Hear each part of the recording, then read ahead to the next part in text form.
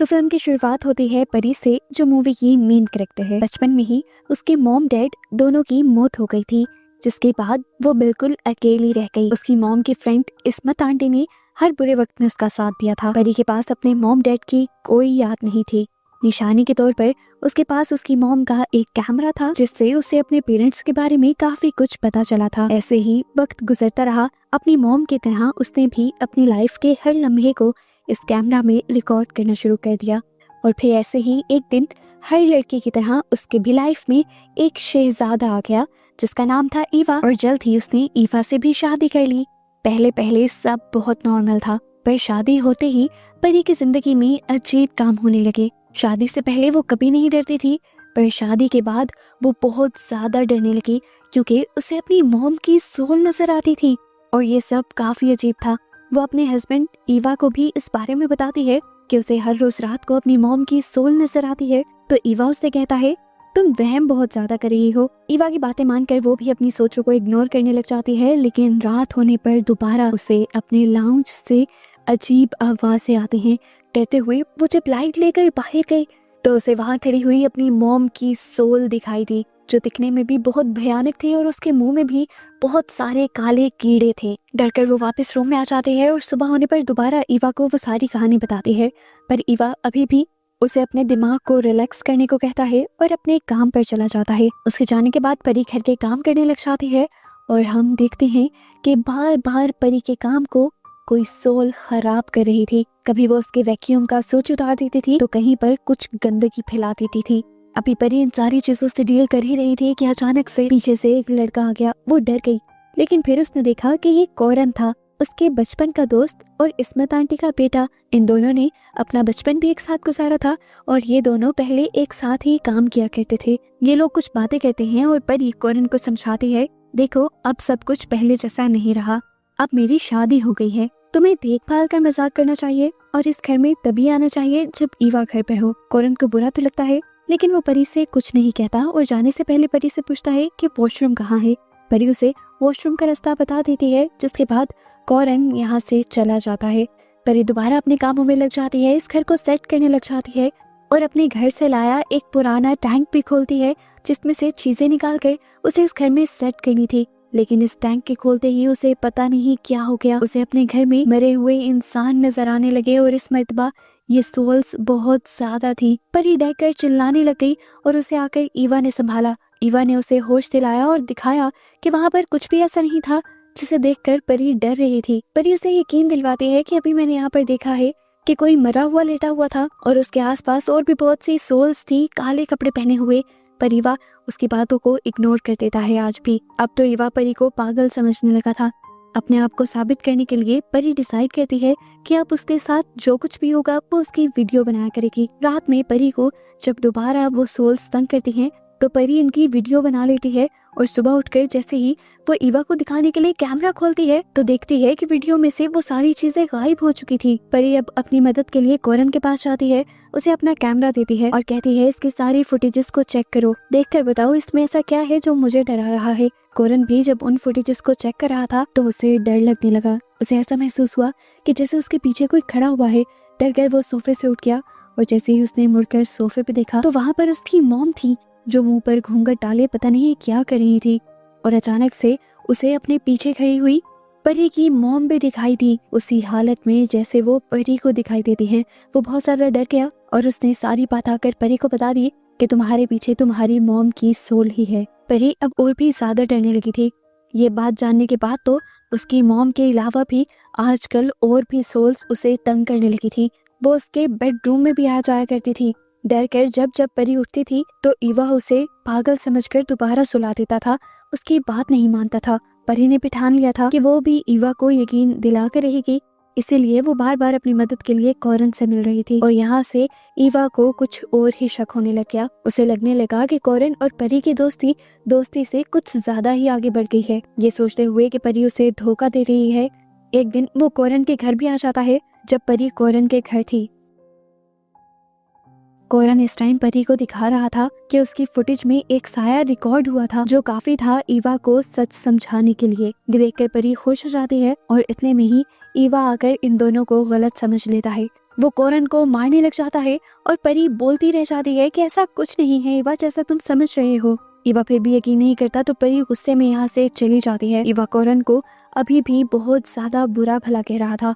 तब कौरन ने उसे काम डाउन किया और कहा, बात सुनो, तुम्हें अपनी वाइफ पर यकीन करना चाहिए। ना सिर्फ यकीन करना चाहिए, इस मुश्किल में उसका साथ भी लेना चाहिए। तुम्हें पता है वो किस बड़ी मुश्किल में है? उसके ऊपर किसी ने काला जादू किया है और उसके पीछे बहुत सारे साए पड़े हुए हैं जो उसकी लाइफ को तबाह कर रहे हैं। वो इन सबको तो झेल ले, उससे बढ़कर तुम उसे पागल समझने लगे हो। इवा उससे कहता है, तुम ये सब बातें कैसे जानते हो? तो कौरन बताता है, क्योंकि मेरी मॉम को भी काला जादू करना आता है, तो मुझे ये चीजें पता है। इवा को यकीन दिलाने के लिए वो फुटेज भी दिखाता है जिसमें इवा के घर एक साया भी नजर आ रहा था। ये देखकर अब इवा को भी परी पर यकीन आने लगा था। इवा ने भी डिसाइड कर लिया था कि अब वो परी की मदद करेगा। जबकि घर पर दिखाया जाता है कि जिस टाइम इवा घर पर नहीं था, परी को वो सोल्स दोबारा से तंग कर रही थी। परी की मॉम की सोल तो बस उसे नजर आया करती थी, वो ज्यादा उसे कुछ कहती नहीं थी, लेकिन इस्मत आंटी की शक्ल में भी कोई उसे तंग करता था, डराता था। बहुत सोचने के बाद परी को एक सोल्यूशन यही नजर आता है कि वो इस्मत आंटी के पास जाए और उनसे इस जादू का तोड़ करवा ले। इवा के उठने से पहले ही वो अपने गांव के लिए निकल जाती है। इवा बेचारा पीछे से बहुत ज्यादा परेशान हो जाता है। वो बहुत सारी कॉल्स परी को करता है पर परी का फोन बंद जा रहा था। वो कौरन के भी घर जाता है परी को चेक करने के लिए, पर परी वहाँ पे भी नहीं थी। दिखाया जाता है कि परी इस्मत आंटी के पास पहुंच चुकी थी और उसने एक एक बात इस्मत आंटी को बताई थी कि किस तरह से पहले काले मुंह के साथ सिर्फ उसे अपनी मॉम की सोल नजर आती थी, फिर उसी के साथ साथ कई और सोल्स भी उसे तंग करने लगी। यहाँ तक कि एक सोल तो उसे इस्मत आंटी की शक्ल में भी नजर आती है। वो कहती है, मुझे समझ नहीं आ रहा है ये सब मेरे पीछे क्यों पड़ी हुई है। अजीब भयानक सी दिखने वाली इस्मत आंटी उसके मुंह पे एक सफेद कपड़ा डाल देती हैं और उसे एक पत्थर पकड़ाती हैं, ये कहते हुए कि मैं उन सोल्स से बात करती हूँ और पता चलाती हूँ कि आखिर वो तुम्हारे पीछे पड़ी क्यों है। पत्थर के हाथ में पकड़ने के बाद इस्मत आंटी ने उसके ऊपर कुछ पढ़ा था जिसकी वजह से परी की हालत बिगड़ने लगी। असल में जो सोल्स थी वो परी के अंदर आ गई थी। इस्मत आंटी उनसे काफी सवाल जवाब करती हैं और परी भयानक आवाज में उनके जवाब देती है, जिसके बाद इस्मत आंटी फौरन से परी को पत्थर नीचे फेंकने को कहती हैं। परी के पत्थर फेंकते ही परी नॉर्मल हो जाती है और इस्मत आंटी उसे बताती हैं कि किसी ने तुम्हारे ऊपर बहुत ही बुरा काला जादू किया है। वो बताती हैं कि ये काला जादू इतना बुरा है कि अगर इसका तोड़ ना किया गया तो तुम मर भी सकती हो, इसीलिए हमें फौरन तुम्हारे घर जाकर उस जादू का तोड़ ढूंढना होगा। परी इस्मत आंटी को लेकर घर आ जाती है, जहाँ पर दिखाया जाता है कि कौरन और ईवा पहले से ही उसके लिए परेशान बैठे थे। इस्मत आंटी डरी हुई इस पूरे घर को देखते हैं। पूरे घर से उन्हें खौफ आ रहा था। हर चीज पर गौर करते हुए वो परी से कहते हैं कि मुझे तुम्हारे वॉशरूम में जाना है। मुझे लगता है कि जो भी चीज है वो तुम्हारे वॉशरूम में ही है। वॉशरूम में जाकर वो टैंकी के पीछे से कुछ बाल और अजीबोगरीब गुड़ियां निकाल लाते हैं जो साफ साफ काले जादू का सामान लग रहा था। इसको तो देखकर ईवा और परी दोनों हैरान परेशान रह जाते हैं और इस्मत आंटी बताती हैं कि इसी के जरिए तुम लोगों पर काला जादू किया गया था और अब मैं इसका तोड़ निकाल लूंगी। खैर यहाँ पर बैठ कर इस्मत आंटी कैंडल्स वगैरह जलाकर बहुत बड़ा सा रिचुअल करती हैं, ये दिखाने के लिए कि वो इस जादू को तोड़ रही हैं। लेकिन इस जादू के टूटने के बावजूद भी उसके घर में कुछ नहीं बदलता। खुद ब खुद टीवी चल जाता है, लाइट्स फ्लिकर करती हैं, यहाँ तक कि वो सारी सोल्स उसे हॉन्ट भी करती हैं, डराती भी हैं। और इससे परी समझ आती है कि जादू का असर उस पर से टूटा नहीं था।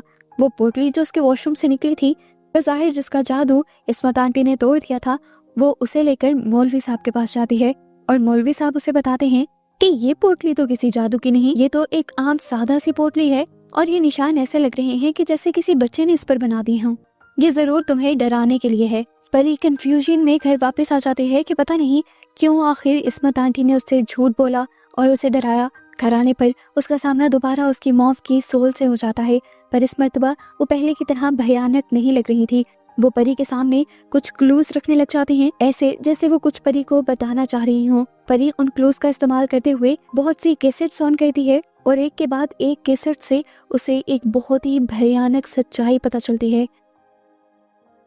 असल में परी से कौरन प्यार करता था, वो उससे शादी करना चाहता था, लेकिन जब परी ने ईवा को पसंद किया तो कौरन को गुस्सा आ गया और उसने अपनी मॉम यानी इस्मत आंटी के जरिए परी के ऊपर काला जादू करवा दिया। परी की मॉम वो फुटेज भी परी के सामने लेकर आती है जिसमें शादी वाले दिन परी के खाने में कौरन कुछ मिला रहा था। फिर परी को ये भी याद आया कि जिस दिन उसने कौरन को घर आने से मना किया था, जाने से पहले उसने वॉशरूम का पूछा था, जरूर उसी ने वॉशरूम में वो पोटली लगाई होगी परी को डराने के लिए। अपनी मॉम के दिए हुए क्लूज से परी को ये बात पता चल जाती है कि असली काले जादू की पोटली असल में परी की मॉम की कब्र में है। और इतने दिन से परी की मॉम जो उसके पास आ रही हैं वो सिर्फ यही बताने के लिए आ रही हैं वो अपनी बेटी को असल में बचाना चाहती हैं। दोबारा परी ईवा और किसी को भी बताए बगैर अपने गांव चली जाती है अपनी मॉम की ग्रेव के पास। और थोड़ा सा ही खोदने पर उसे वो पोटली भी मिल जाती है जिसे लेकर वो दोबारा मौलवी साहब के पास आ जाती है। मौलवी साहब देखकर बताते हैं